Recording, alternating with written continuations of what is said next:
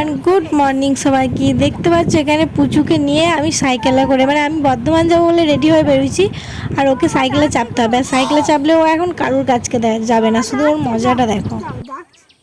যাও যাও যাও যাও যাও যাও যাও যাও না না যাও যাও যাও ডাকছি।